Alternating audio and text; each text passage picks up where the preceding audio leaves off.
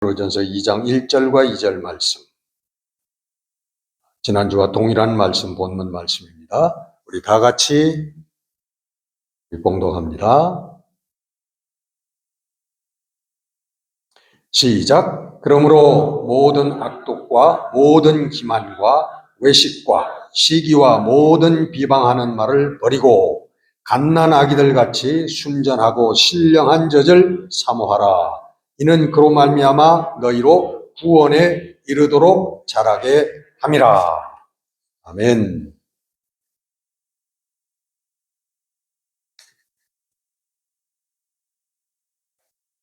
자, 우리 지난 시간에 주목하세요. 지난 시간에 우리 구원받은 하나님의 은혜로 구원받은 우리 성도들 훈련을 통해서, 영적인 훈련을 통해서 우리가 성장하고 성숙해야 된다. 이 과정이 꼭 필요한 것이다. 이게 구원의 과정이다. 네? 우리가 물론 하나님의 은혜로 값없이 구원함을 받았지만은 그거 구원의 완성이 아니에요. 네? 출애굽할 때 애굽에서 노예되었던 애굽에서 예수 그리스도의 피로, 그 어린 양의 피죠, 상징적인 것, 문설주와 인방에다 그걸 바르고 생명을 구원해서 다 이스라엘 백성들이 광야로 나왔잖아요. 다 구원받은 사람들이에요. 구원의 시작이란 말이에요. 구원의 완성은 가나안 땅, 하나님이 가라고 지시하시는 그 땅에 들어갈 때 구원의 완성이 되는 거예요. 그 예수 그리스도의 은혜로, 하나님의 은혜로 광야에 나온 이스라엘 백성들도 거기에서 하나님을 신뢰하지 못하고 불신한 일을 하고 우상을 섬기고 하다가 저희들이 광야에서 죽잖아요. 멸망당한다고요. 그러니까 여러분, 한번 우리가 구원이 시작되었다, 이 하나님의 은혜로, 그렇다고 해서 그게 끝난 게 아니라 그런 말이죠. 우리가 명심해야 될 점이고, 이제까지 교회가 잘못 가르쳐온 그러한 점 중에 하나입니다. 그냥 무조건 한번 말씀을 통해서, 부흥회를 통해서 어떤 계기에 나 예수님이 내 죄를 사해 주셨구나, 아멘 할렐루야, 눈물 한번 흘리면 그것으로 끝나는 게 아니었다, 그런 말이죠. 그건 구원의 시작이에요. 자, 그래서 우리가 그 구원의 완성을 이루기 위해서는 오늘 본문 말씀에 뭐냐 하면, 무엇을 사모하라? 응?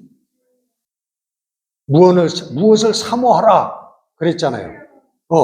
신령한, 순전하고 신령한 젖을 사모하라.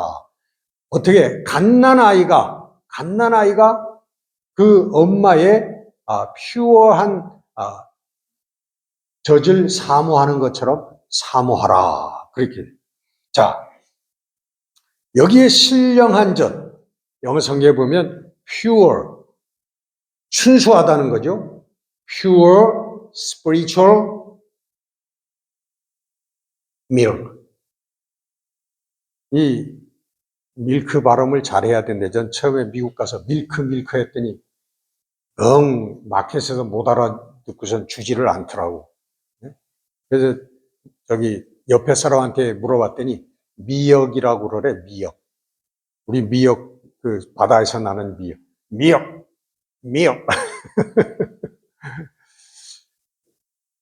순전하고 영적인 젖을 사모하라. 이거를 사모하라. 여기에 그 밀크가 뭐냐? 우리가 사모해야 될 순전하고 영적인 우유, 젖이 뭐냐? 그것이 뭘까요? 네? 우리 성도들이, 구원받은 자들이, 하나님 앞에 부르심을 받은 사람들이, 네? 이게 오해하는 경우가 있는데, 이게 성경 말씀이다라고 오해하는 경우가 있어요. 성경 말씀이 아닙니다. 여러분, 성경 말씀 읽어보신 분은 알지만 성경이요, 창세기부터 이제 읽기 시작하잖아요. 그러면 이거 옛날 이야기 같아서 창세기는 아주 술렁술렁 넘어갑니다. 근데 창세기 다음에 뭐예요? 네? 출애굽기. 출애굽기에 들어가면 출애굽기도 처음에는 좀 잘 재미 있을랑 말랑 하면서 넘어가. 근데 출애굽기 20장 가면은 거기에 뭐가 나옵니까? 출애굽기 20장, 이건 알아야 돼요, 여러분들. 출애굽기 20장에 가면 뭐가 나오냐면 십계명이 나오는 거예요, 십계명. 모세가 하나님의 산에 올라가서 하나님께 10가지의 명령을 받고 이렇게 너희 백성들을 가리켜라 하고 십계명을 받는다고. Ten Commandments. 이 십계명을 받아가지고, 근데 그 십계명을 이제 설명하기 시작하면 졸음이 오기 시작하는 거예요. 그래가지고 그래도 억지로 출애굽기를 마치고 그 다음에 뭐예요?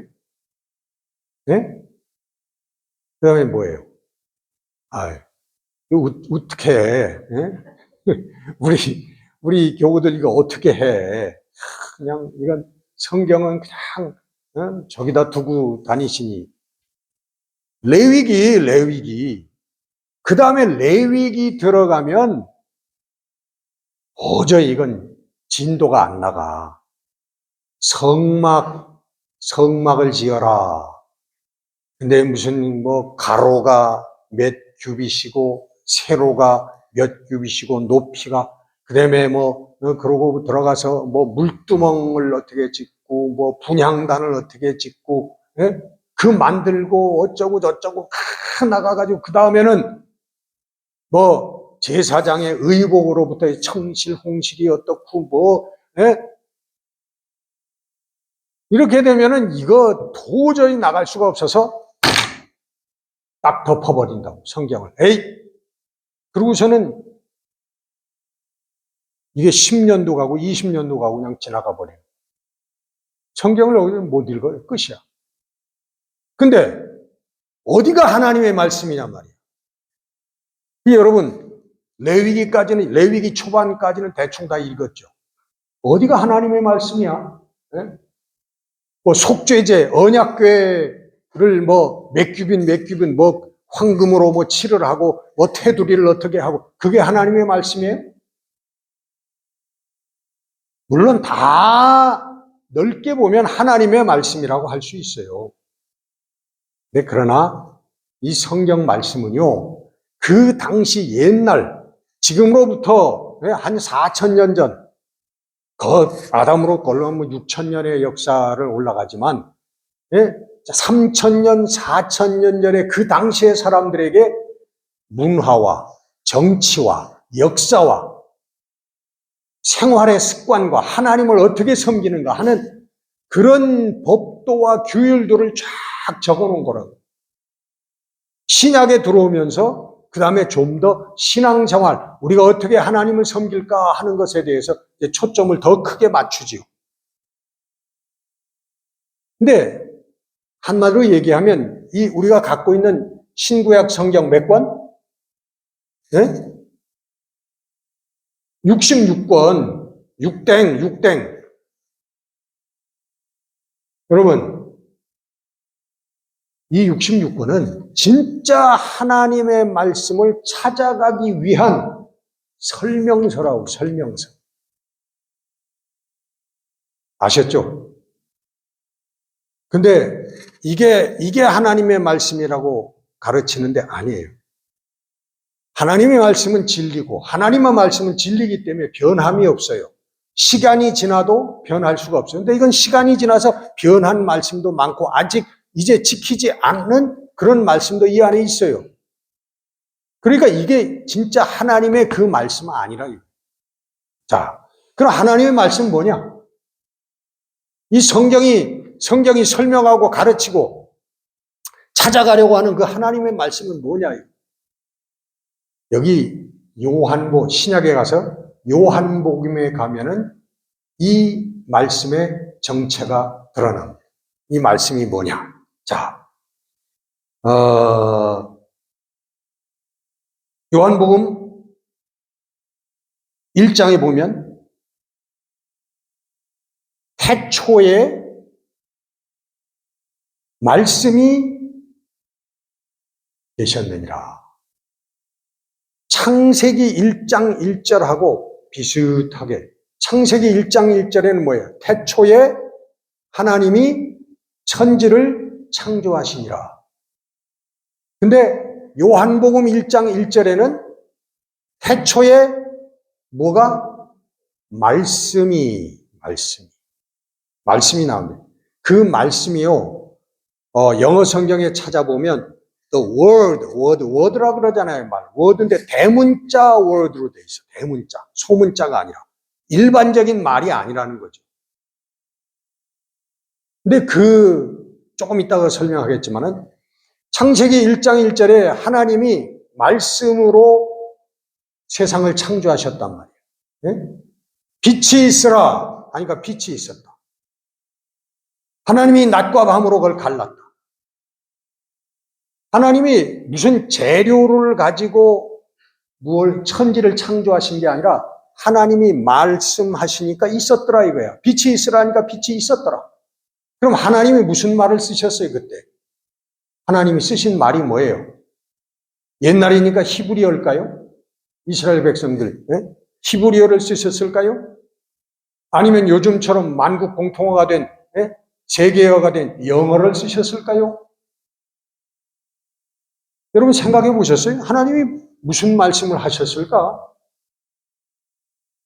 그 의미는 우리가 쓰고 있는 이 언어가 아니라는 얘기죠.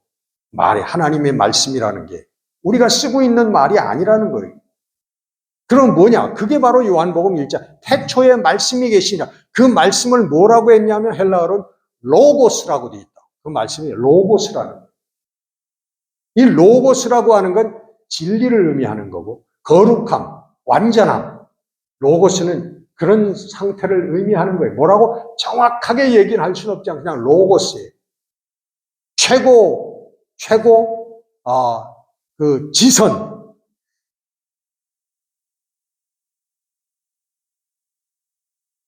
요한복음에는 그 로고스가 누구냐라고 말씀하고 있을까요? 뭐라고? 로고스가 하나님이며 동시에 그게 예수님이다라고 가르치는 거예요. 그 로고스가. 그러니까 예수님은 태초에 하나님이 우주를 창조하실 때 하나님과 함께 하셨고 그 로고스가 이 세계를 하나님의 말씀이 창조를 해서 로고스가 세계 만물을 우주 만물을 창조했다라는 거예요. 자, 요한복음 1장 1절 태초에 말씀이 계시니라. 이 말씀이 하나님과 함께 계셨으니 이 말씀이 곧 하나님이라. 만물이 그로 말미암아 지은 바 되었으니 지은 것이 하나도 그가 없이는 된 것이 없느니라. 로고스가 하나님의 말씀이고 곧 하나님이시라는 말이에요. 그 로고스가 누구예요? 예수님이라는 거예요. 예수님. 이 땅에 우리의 육신을 가지고 오신 예수 그리스도라. 자, 요한복음에는 예수님을 떡이라고 표현하고 있습니다. 요한복음 6장에 나오는 말씀인데 예수님이 스스로 자신을 이렇게 말씀하십니다. 나는 하늘에서 내려온 살아있는 떡이니 사람이 이 떡을 먹으면 영생하리라. 뭘 먹으면요? 그 떡을 먹으면. 그 떡이 누구예요? 예수님이라면. 예수님이 자신이 내가 살아있는 떡이다. 근데 이 떡을 먹으면 영생하리라. 나를 먹으면 영생하리라. 그렇게 말씀을 하시는 거예요. 내가 줄 떡은 곧 세상의 생명을 위한 내 살이니라. 예수님이 그렇게 말씀하시고 계십니다. 옛날에 아주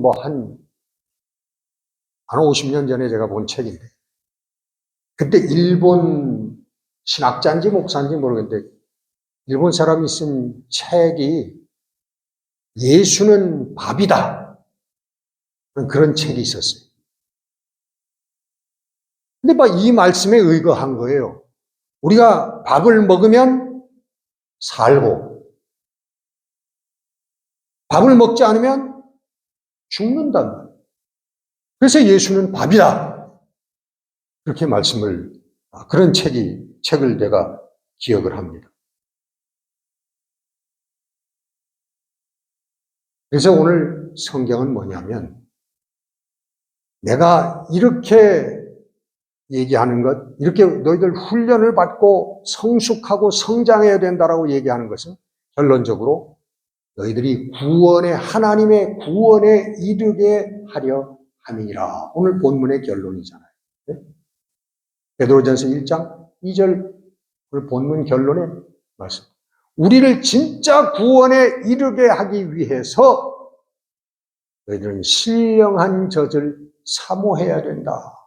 갈망해야 된다. 여러분, 여기 사모해야 된다라고 번역되어 있는데, 여기 영어 성경에 보면 crave라는 뜻이에요. crave라고 하는 것은 갈망하다라는 거예요. 갈망하다. 제가 여기 벤허 영화 다 보셨죠? 옛날에.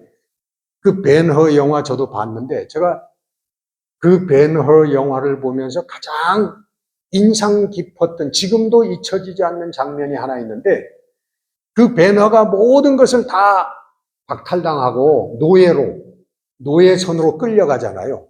노예선으로 끌려가는데 사막을 거쳐가지고 바다로 갑니다. 바다로 가는데 아주 사막은 아니죠. 근데 가끔 가다가 이제 마을이 있어요. 그런 건 노예들에게도 그 마을에 쇠사슬에 묶여가지고 끌려가다가 그 마을에 들어가면 그때 거기서 주민들에게 물을 얻어 마시는 거예요. 물을. 근데 벤허에게는 특별히 이 놈에게는 물을 주지 말아라 하는 명령이 있었다고. 가다가 죽으라는 얘기죠. 입술이 그냥 타들어가고 다 바짝바짝 말라가는데, 마을에 들어가서 다른 노예들은, 끌려가는 사람들은 막 주민들이 바가지로 물을 퍼서 먹여주니까 네? 물을 마시는데, 자기도 물을 좀 마시려고 하니까 로마 병장이 와서 몽둥이로 그 바가지를 쳐버립니다. 너는 물을 마시면 안 돼. 물을 마실 수가 없어. 그 순간 죽는 거잖아, 이제는. 하고 막 절규를 합니다. 그 절규하는 장면이 아직도 생생하게 기억이 나. 근데 그 순간 어떤 사람이 와서 바가지에다 물을 퍼가지고 로마 병정이 두들겨 패는데도 갖다 준다고. 그래서 로마 병정이 그 바가지를 치려고 딱 하니까 그 사람 눈과 마주쳤더니 이 사람이, 로마 병정이 비실비실 그냥 모른 척하고 가버리고 말아요. 그래가지고 거기서 물을 마시고 삽니다, 이 벤허가. 근데 나중에, 그 영화지만, 나중에 예수님을 만났을 때 멀리서 벤허가 보는데 바로 그때 자기에게 물을 주셨던 분이었더라. 그거예요. 여러분, 이 사막에서 물이 없어서 죽어가는 사람이 물을 찾는 것, 이것이 crave, 갈망이라고. 갈망. 생명을 걸고 바라는 그게 갈망이란 말이에요. 이 갈망은 여러분 한순간도 잊어버릴 수가 없는 거예요. 목말라 죽겠는데 물 찾는 생각을 어떻게 잊어버려요? 네? 배고파 죽겠는데 음식 찾는 생각을 어떻게 잊어버리냐고. 잊어버릴 수가 없는 게 이 갈망이거든요. 저기 바다 건너 저쪽 동네에 있는 어떤 사람이 낮에 식당인가 뭔가 비즈니스를 하는데 막 팔고 얼마냐 뭐 이러다가 저녁에 수요 예배 저녁에 와가지고 교회에서 사회를 보는데, 그분이 그 교회 뭐 장로래나 사회 인도를 하는데, 자 우리 다 같이 찬송가 367부를 부르겠습니다. 하루 종일 3불, 4불, 10불, 20불 막 불불불 하다가 예? 여기 와서도 찬송가도 불이야. 그 정도면 갈망이라고 내가 인정을 하겠어. 갈망이지. 뭐에 대한 갈망이? 돈에 대한 갈망이지. 돈이 뒤집어 씌운 거지.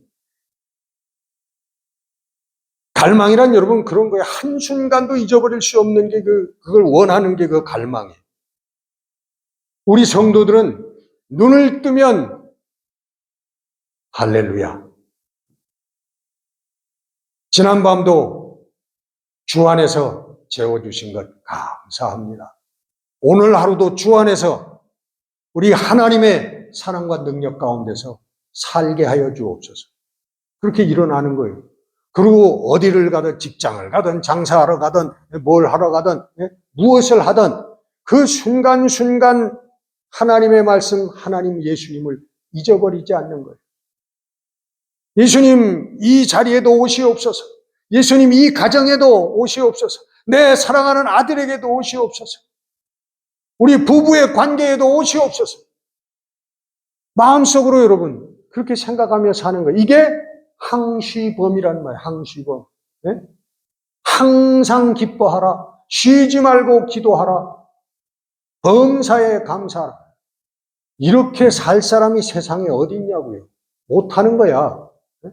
기도를 어떻게 맨날 쉬지 말고 24시간 기도하는 사람이 어디 있어요. 그 의미는 뭐냐면 이 마음속에 우리 머릿속에 늘 예수님을 사모하고 예수님을 갈망하는 하나님의 생명을 갈망하는 마음이 머물러 있는 것을 의미한다는 거예요. 네?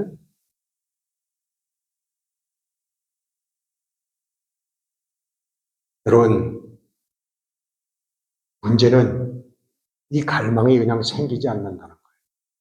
어떻게 생기냐? 성령이 오셔야만 이 갈망이 생기고 혹 지금 그런 갈망이 있는 사람은 성령이 그 사람과 함께 하고 계시다고 하는 증거라는 거예요. 그래서 성경은 성령, 하나님의 영, 예수 그리스도의 영, 주의 영, 성령 이거를 계속 얘기하는 거예요. 성령 안에서, 예수 안에서 우리의 지식과 훈련으로 되지 않으니까. 로마서 8장에 보면 이런 말들이 쭉 나와요. 생명을 주시는 성령의 법이 죄와 사망의 법에서 너를 해방하였느니라. 육신의 생각은 사망이요 영의 생각은 생명과 평안이니라. 너희 속에 하나님의 영이 거하시면 너희가 육신에 있지 않고 영에 있나니 또 그리스도께서 너희 안에 계시면 몸은 죄로 말미암아 죽은 것이나 영은 의로 말미암아 살아있는 것이니라. 여러분 이 구원의 법칙, 생명에 얻는 길, 이거를 성경은 이렇게 계속적으로 얘기하는 거예요.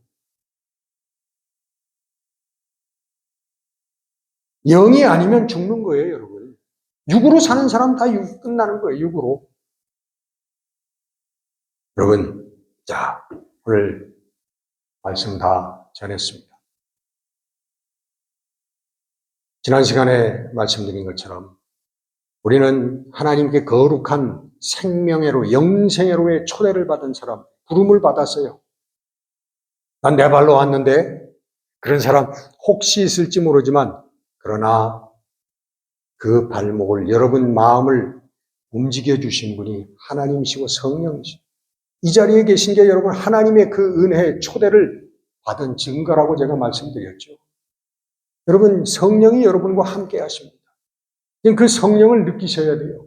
그 성령과 더불어 사셔야 돼요. 그 성령과 더불어 대화하셔야 돼요. 그 성령의 음성을 이제는 들으셔야 돼요.